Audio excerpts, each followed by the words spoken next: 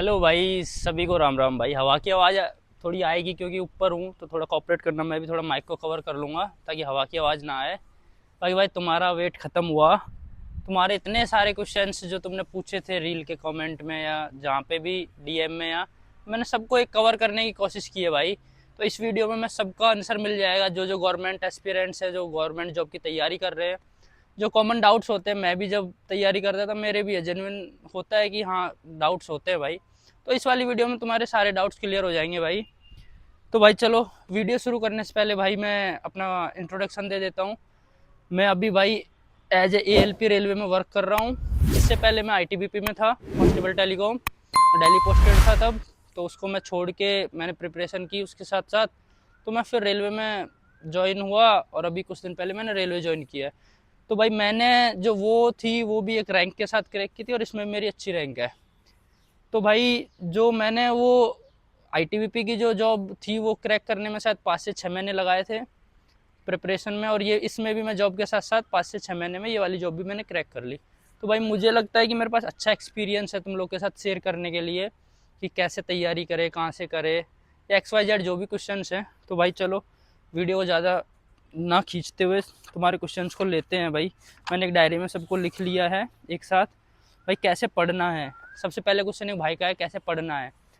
तो भाई पढ़ने का तरीका ये है कि भाई तुम डेडिकेटली जो भी एक जॉब की तैयारी कर रहे हो उसका एक सिलेबस जो कोर्स होता है वो बाई करो। कोई भी सर का जिसकी तुम्हें पढ़ाने की स्टाइल पसंद आए उसका वो कोर्स बाई करो, वहाँ से सिलेबस कंप्लीट करो और उसका रिवीजन करो भाई। सबसे बेस्ट पढ़ने का तरीका यही है।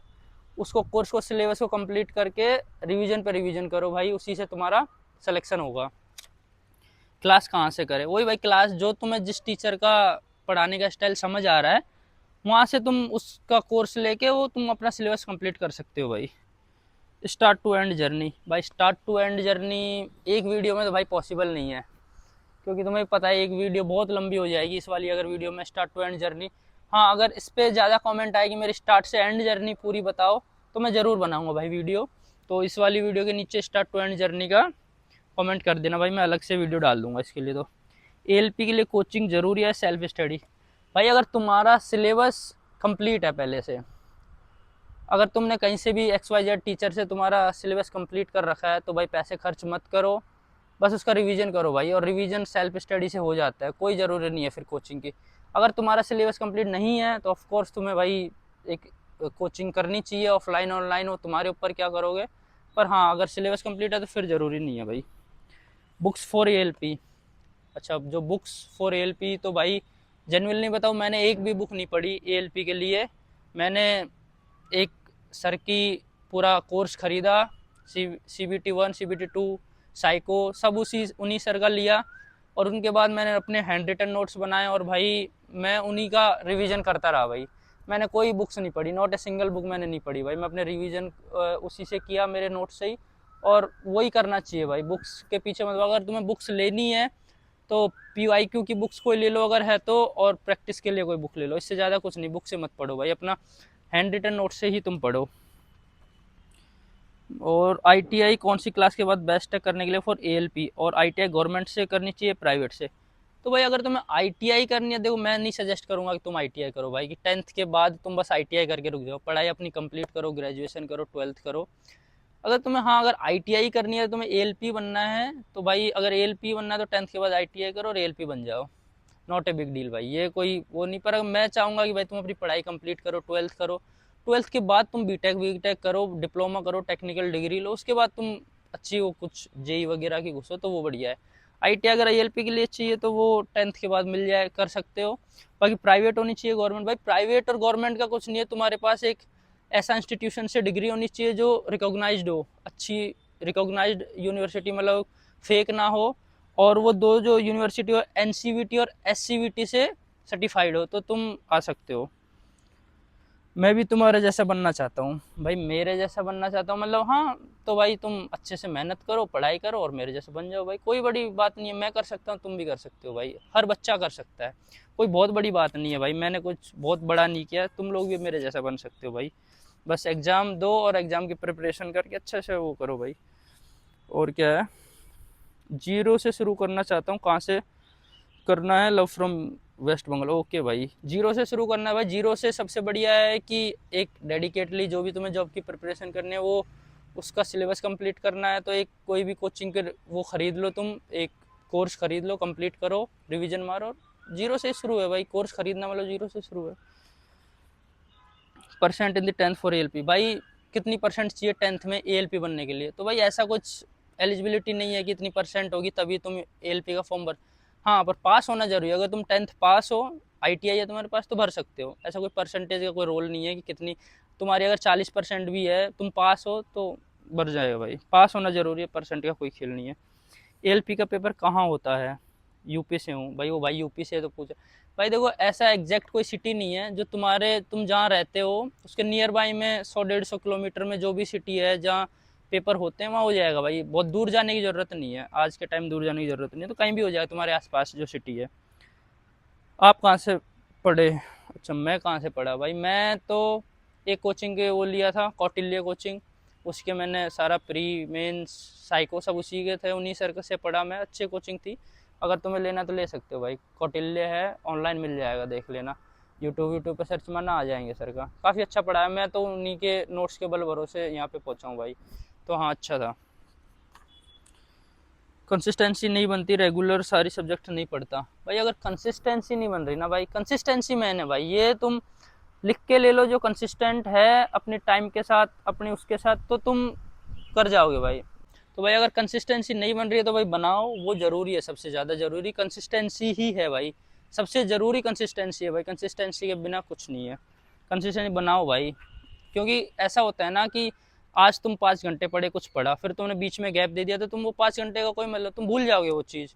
तुम्हारे कुछ याद नहीं रहा। पर अगर आज 5 घंटे पढ़े, कल आधा घंटा पढ़े, परसों 1 घंटा पढ़े, अगर तुम पढ़ाई के टच में हो ना, तो वो 5 घंटे वाली चीज़, पिछला चैप्टर, उससे पिछला चैप्टर, सारा कुछ कनेक्ट रहता है। कहीं ना कहीं वो वर्ड सुनते हैं तो याद रहता है कि हाँ। तो कंसिस्टेंसी ज़रूरी है भाई। Apprentice after diploma and benefits in ALP of apprentice. भाई अप्रेंटिस कर सकते हो डिप्लोमा के बाद, कोई वो बिग डील नहीं है। बट उसका डायरेक्ट एएलपी में बेनिफिट नहीं है कि तुम्हें कुछ एक्स्ट्रा मार्क्स मिल रहे हो या कुछ मिल रहा हो, क्योंकि शायद अप्रेंटिस से तुम्हें ये फ़ायदा हो सकता है कि तुम्हारी टेक्निकल अच्छी हो जाएगी, वहाँ तुम टेक्निकल सारे प्रैक्टिकल देखोगे, तो वो तुम्हारा एक बेनिफिट हो सकता है। बाकी ऐसा नहीं है कि तुमने अप्रेंटिस किया है तो उसके लिए तुम्हें एक्स्ट्रा मार्क्स मिल गया या कुछ ऐसा, डायरेक्ट कुछ वो नहीं है। पर हाँ, इनडायरेक्ट है फ़ायदा उसका। 2026 में एएलपी क्वालिफाई करना है, कहाँ से करें? भाई अगर 24 के लिए, इसके लिए एक अलग से डेडिकेटेड वीडियो भाई। कमेंट करो कि 2026 एएलपी कैसे पढ़ना है, कहाँ से पढ़ना, सब कुछ बताऊंगा भाई डिटेल में। तो ये बहुत लंबा हो जाएगा, तो तुम अलग से बना दूंगा भाई तुम्हारे लिए मैं। साइको टेस्ट कैसा होता है भाई? साइको टेस्ट रीजनिंग जैसा ही समझो।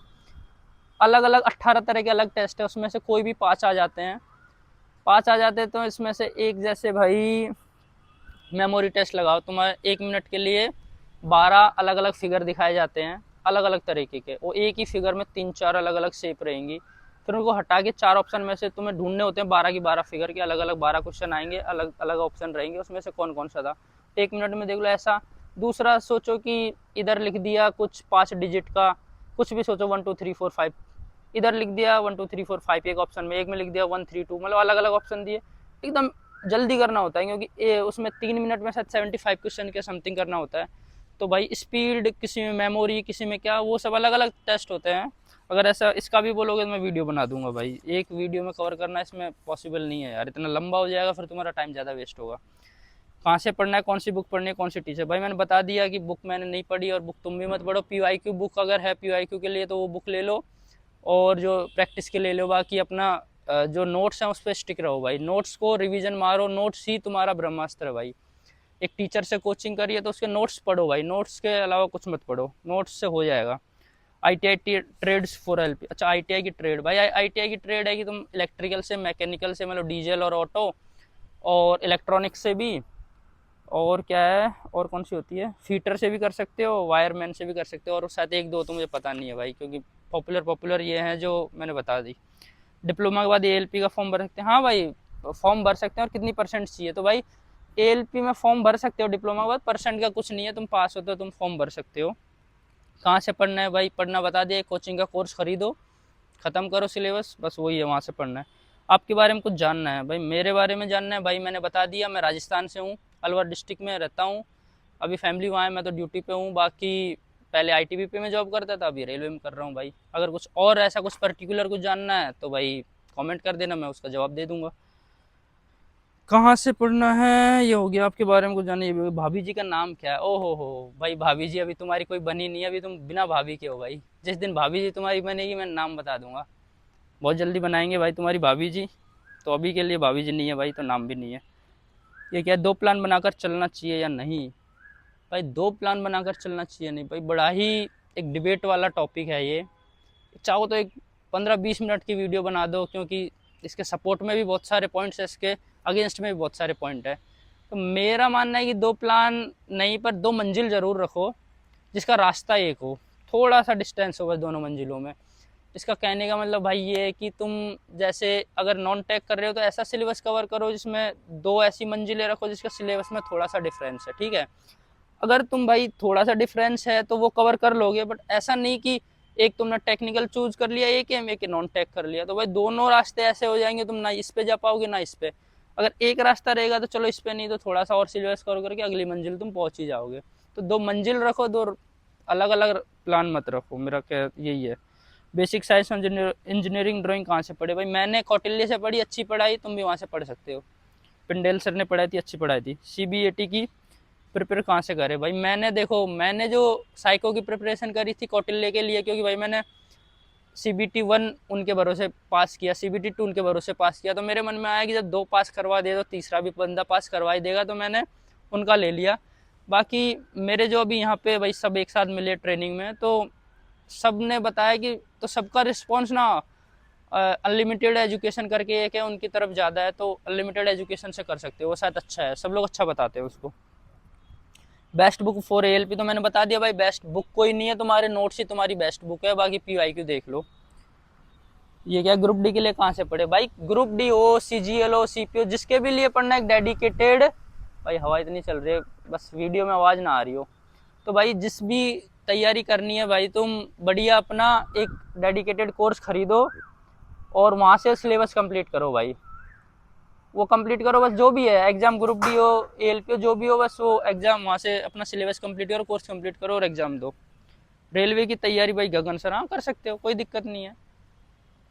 12th कंप्लीट करिए, आगे क्या करना होगा? रेलवे जॉब करना भाई। अगर 12th कंप्लीट करिए तुम रेलवे में भर सकते हो, अभी भी ग्रुप डी है और NTPC अंडर ग्रेजुएट है, काफ़ी सारी हैं। पर अगर हाँ तुम्हें जैसे अब JEE करना है तो उसके लिए भाई तुम BTech कर लो, तुम ALP में आना चाहते हो ITI डिप्लोमा कर लो, तो तुम्हें डिपेंड है कि तुम किस साइड जाना चाहते हो, non tech, tech, graduate under, तो वो तुम्हारे ऊपर है भाई। मॉक टेस्ट का भाई बड़ा ही एक इम्पोर्टेंट टॉपिक है। अगर तुम्हें मॉक टेस्ट पे वीडियो चाहिए ना भाई, इसके लिए अलग से वीडियो, क्योंकि ये भाई इसमें घुसा दूंगा ना अच्छा नहीं रहेगा, पर मॉक टेस्ट बहुत इंपॉर्टेंट है, ये लिख के ले लो भाई। बिना मॉक टेस्ट कुछ नहीं है, ये लगा लो भाई, बिना मॉक टेस्ट तुम नहीं कॉम्पीट कर पाओगे।